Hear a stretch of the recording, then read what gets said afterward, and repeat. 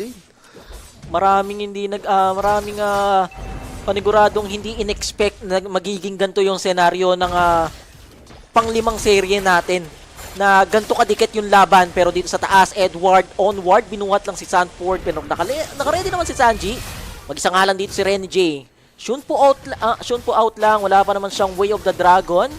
Pero level 4 na yung ibang kupunan ng Team Liquid and Aurora.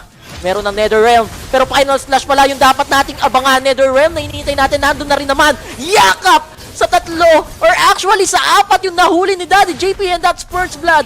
Brought to you by 1xBet. Double kill pa para kay Sanji. 3-0 na kagad para sa Cavalry, paring Jeff.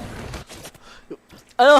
Tingin ko, parang Rocky, lahat ng pinipredict ko, walang tumatama.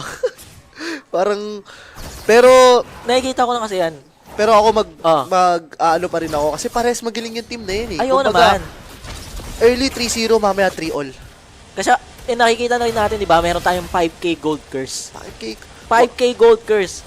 Wag lang sila susobra sa 5K. 3K lang i-gold nila. Wag lang mangyayari yung sa early. Oh, wag masyadong lamang. Wag lang sa early na sabihin natin 5 minutes, 5K kagad yung gold.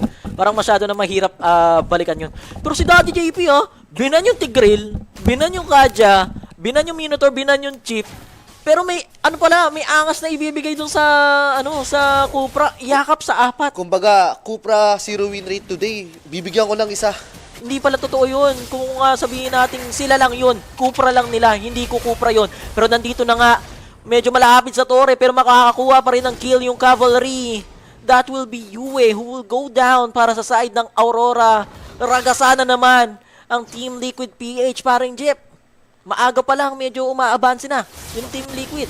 Partner, makikita mo kung gaano kagaling talaga yung mga pro player natin sa Pilipinas, kung gaano sila kabilis mag-adjust sa draft team, sa rotations. Kumbaga, eto na yun eh, parang eto na yung always na ginagawa nila eh, parang ang bilis nilang makabase.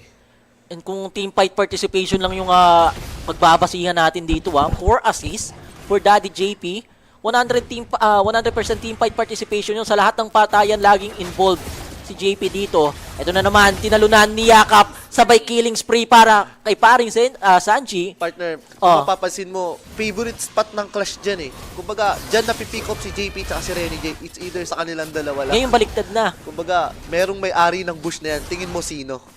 Parang sa tingin ko, ngayon ang nakikita ko si JP yung may-ari ng area na yan eh. Kumbaga, tatlong beses niya na nahuli si Renny J dun eh.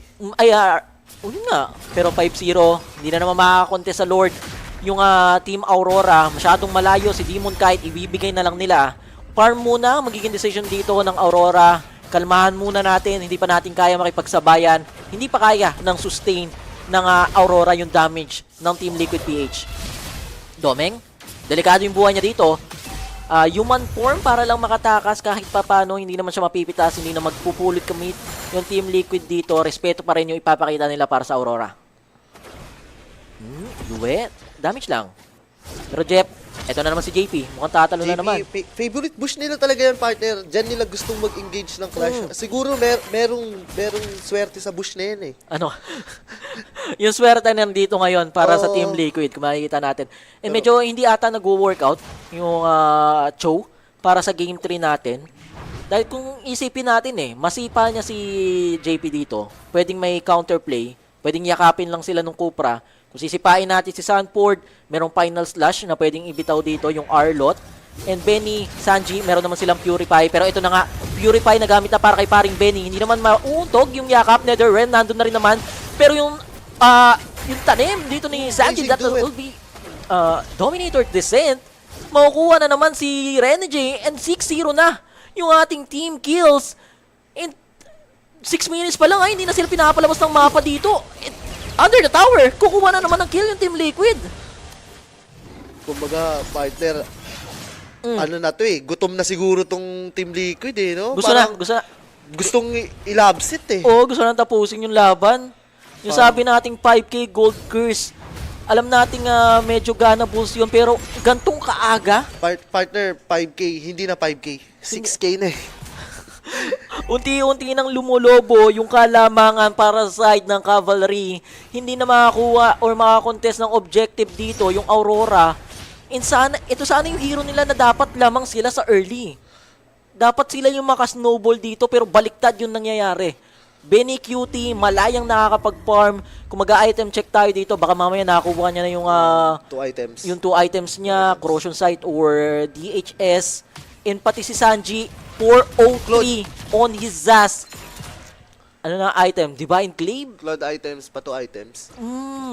So malapit na rin yan. And even Pero tingnan mo nga partner, yung favorite pick mo na si Zaz, oh, naka 2 items na. So meron bang factor yan kung sakaling ang hirap. Parang ano sila eh. Walang masyadong mag-burst dun sa Zaz. Andyan sana yung Hayabusa para pigilan sana nga pumasok doon sa ulti yung Zaz. Kaso, paano mo gagawin yun na wala pang item dito si Demon Kite? Wala pa yung damage na kinakailangan. Talagang ang mangyayari, tiis na lang talaga para sa Aurora. Tiisin yung damage na ibibigay ng Team Liquid PH dahil pati yung sustain or netherrealm ng Paramis, hindi kaya yung damage ng cavalry may dito. under the tower clash na naman? Oops. Kaya pa ba? Sa tingin mo? JP, siya na yung makakuha dito kay Doming. 8-0 na yung team kills natin dito.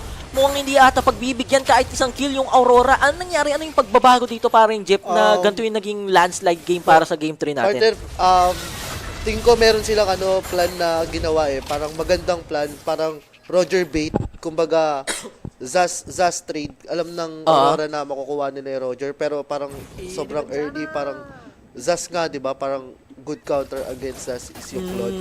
Kumbaga, parang na-bait sila sa draftings eh. Na mind game sila eh, di ba? Tinanggal nila yung hero nila ni JP. Tinanggal yung link ni Carl TZ. Pero na-open yung way para makuha ni Sanji yung Zaz niya. Sabi ko naman sa'yo, di ba, drafting pa lang, yung as in yung win rate ni Sanji sa ESL MSC gamit yung Zaz, bihira akong makita matalo eh. Sobrang taas ng win rate niya pag siya yung may gamit ng Zaz. Alam niya kung saan siya gagamit ng Dominator Descent, alam niya kung saan niya ilalapag. Siya na yung nagiging pang zone talaga ng Team Liquid PH dito. Tapos hinahayaan na lang si JP na siya yung manggulat para sa Aurora. Pero wala din kasing nag-expect na magiging yung Aurora kasi which is makita natin sa first game yung Hayabusa ni Demon Kite, di ba? Parang sobrang early niya mag-rotate. Kanina rin early game nakapag-rotate din siya na early pero parang alam na ni Carl TZ yung reteam eh. Parang alam niya na nandito, parang full info na siya eh. Hindi nabigyan ng chance yung Aurora na makapag-snowball ng maaga. Sinagot kagad nila. And ang gandang sagot talaga ng Cupra para sa mga hero dito ng Aurora. And bouncing ball, may hirapang mag-quad shadow yung Cupra. Even Renji. Actually, Edward, ganun din yung onward niya. Medyo dehado pag nag-bouncing ball dito yung Cupra. And kahit sabihin natin yung Cupra, dapat lagi siya nasa bush. Siya na mismo talaga yung humaharap para sa mga miyembro ng Team Liquid. Ganun siya confident gumamit ng Cupra dito. And 10 minutes pa lang guys, yung Lord, mukhang balakatan tapusin maaga to ng Team Liquid. Eto na nga, papasok na yung Team Liquid. Cavalry goes in, Netherrealm mukhang hindi magiging enough. Blazing Duet! Tinamaan na nga yung mga miyembro ng Aurora na paggamit na lang ng Primal Rat dito si paring Edward kaso wala magiging damage. Sana yung bagsak. Mukhang one lord lang yung kinakailangan na tatapusin na ata ng Team Liquid PH. 12-0 kill. I love you, partner. I love you sabi dito ng Team I love you Liquid. so